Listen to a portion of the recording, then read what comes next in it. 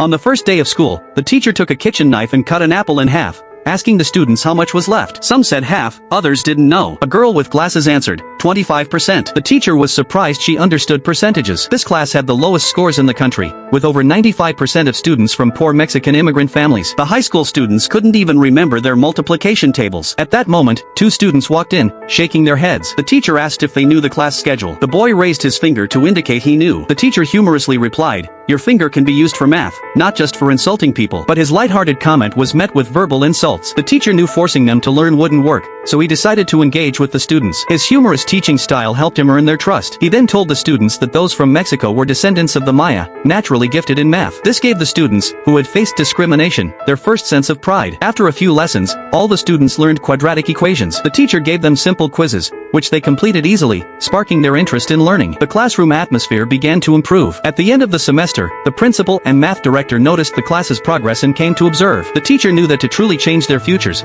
they needed to go to college, and learning calculus was the first step. He proposed offering the course at school, but the school rejected it. Undeterred, he used the summer to give free lessons to the students in the locker room. Despite the heat, no student gave up. In addition to teaching, the teacher worked part-time at an adult night school to provide students with the latest calculus textbooks. Soon, he became ill from overwork and was told to rest for a month. But the nationwide calculus exam was just 1 month away. Lying in bed, he made a list of key topics for the students to review. The students studied hard, following his guidelines. The day before the exam, the teacher ignored the doctor's advice and returned to school. With the teacher's encouragement, all 18 students did their best, and every single one passed. However, the education department suspected cheating because the answers were too similar, and they sent investigators. Without evidence, the investigators pressured the students to confess. The teacher felt hopeless, regretting giving them hope only to disappoint them. But the students, stronger and braver than the teacher expected, decided to retake the exam to prove their innocence. To avoid suspicion, the teacher instructed them not to bring stationery or wear clothes with pockets. This time, there were more examiners and larger spaces between the desks. 3 days later, the education department called. All 18 students passed again, and a few even scored perfect marks. They proved their abilities and earned everyone's respect.